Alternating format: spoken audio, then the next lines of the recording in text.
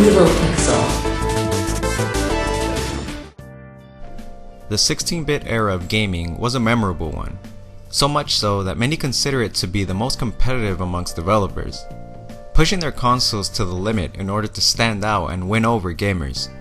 It was a much simpler time when developers actually cared about gameplay.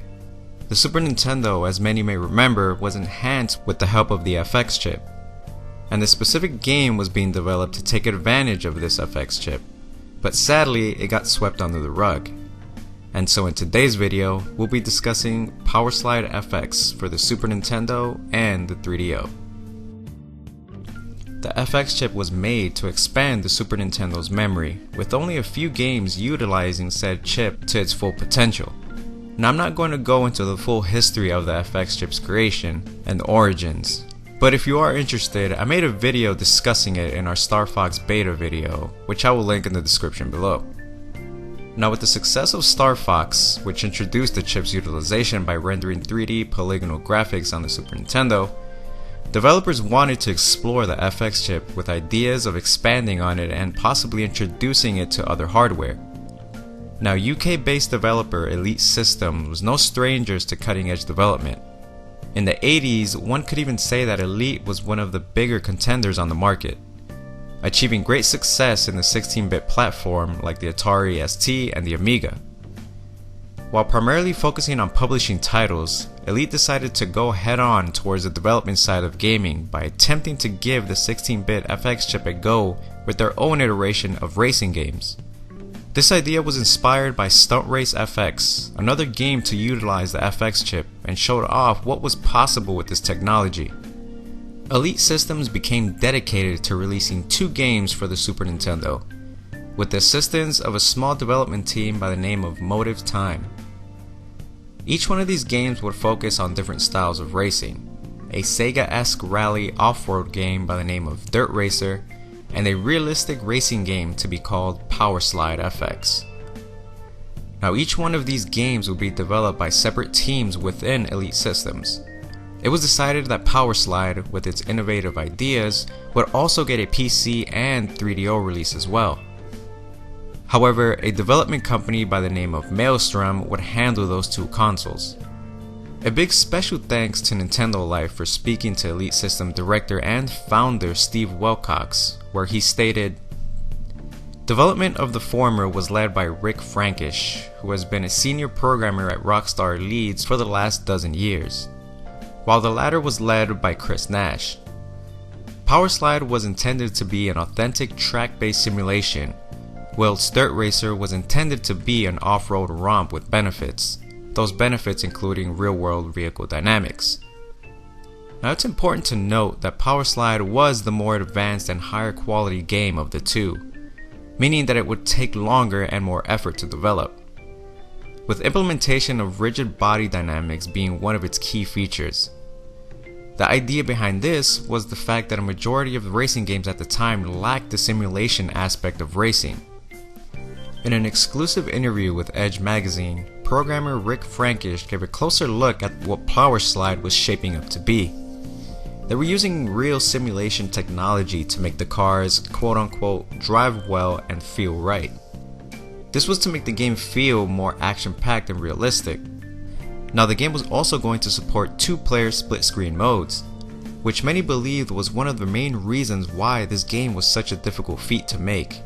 And this mode would put a lot of stress on the game's hardware, as everything would essentially have to be rendered twice on screen.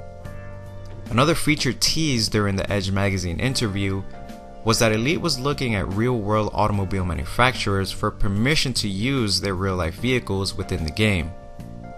Because of this, many people believe this game to be an early form of Gran Turismo, if you will. Now unfortunately, the game didn't get far enough into production to see if they would have gotten permission to implement this idea. But in a few of the screenshots given to us by Edge magazine, you can clearly see that editors referred to some of the cars in the screenshots by their models, such as the MK2 Escort and the Cosworth. Now it isn't known if that's just the name given to the vehicles or the actual real-life model of said vehicles portrayed in 3D. Now I can't reiterate enough how thankful we should be to Edge magazine for including this lengthy feat on the game. which we were also given some screenshots of the Powerslide, some of the only ones we ever got. And honestly, from the looks of it, the game did look very impressive for the time, and for the console. It actually looked like it could have been on a Sega Saturn or Sega CD disc, to be honest, instead of a cartridge. Now, as far as the game's progress, Powerslide got about 70% complete until it was cancelled. Now, speaking of cancellation, it was confirmed that the main reason why Powerslide was cancelled was due to the cartridge cost of which the game board would be encased in. They were entirely too high at the time, and proved to be economically unprofitable. It was also at this time that the 3DO version was also cancelled. Now, to put things in better perspective for myself, I did a little bit of research on cost pricing back in the early 90s for video game production. Now, I remember hearing a rumor that developers were forced to buy the cartridges from Nintendo themselves, so right off the bat, Nintendo was getting a small margin of the sales. However, I found an interesting article from the British magazine Superplay from back in 1995 that helped break down exactly how much is earned from game sales and marginalize everything for us.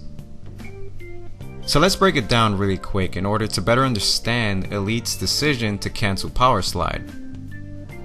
Now, right off the bat, Nintendo's charge is the biggest with a whopping 33.1%. Nintendo, you greedy bastards. The next up is the retailer's margin with 29.8%. Now, this goes to the retailers that make the sale, such as GameStop or Best Buy or Nobody Beats the Wiz, whatever was out back then. The third biggest is the publisher's margin with 15.1%, which Elite Systems would have kept because they were both developing and publishing Powerslide. The fourth largest is the consumer's tax, which is what VAT means in the UK for those who aren't aware. And the rest is just small stuff. Freight 1%, marketing 4%, developer's royalty, which is a laughable 4.6%, which I don't know how that's possible. Now today, these numbers are way different, as retailer margins are nowhere near as large as the portion as they were back then. But I hope this helps better understand the market back in the 90s and why the cost of SNES cartridges highly affected not only Powerslide, but many other games as well. Some would even argue that Nintendo was simply too greedy at the time, and perhaps they were the reasons why some of these games were never released. But I digress. Now, not all hope is lost. An individual by the username Elude Visibility found a playable demo of the game and was dumped online. On top of that, Elite Systems, who is still in full operations by the way, released an article saying that they plan on finishing and releasing Powerslide effects in its original Super Nintendo cartridge form, in some type of way. Now, this was back in mid-2018, so who knows if they're still trying to tackle this idea. One can only hope that they are successful in doing so though, because looking at some of the video from the demo that was leaked, this game looked extremely ahead of its time. Players were also given the option to move the camera side to side and in and out in order to view the car and the area more prominently. And for what it's worth, I'm actually curious what this game would have looked like in the more powerful 3DO console. Now, unfortunately, it is said that after you play the demo for some time, it does eventually start crashing and glitching out, but as much is expected from a game that's unfinished. Now, even though the courses are a bit rough on the edges, I could only imagine what the game would have looked like had it been given a bit more time and actually have been 100% complete. I can definitely see Powerslide FX being an instant classic, up there with Donkey Kong Country and Super Mario, with its innovative graphics. And for those of you wondering what happened to that second game Elite was developing, well, it was finished and released. Dirt Racer was released in May of 1995, and it was an average game. It definitely looked good for the time, but it was nowhere near what Powerslide FX was meant to be. Honestly, in my opinion, it was just a Stunt Race FX clone. But unfortunately, that is what we know of Powerslide FX. Thank you guys for watching. Check out some of our other videos if you like. And don't forget to follow us on social media, check out our Patreon, and check out some of our other videos if you like. And I'll catch you all next time.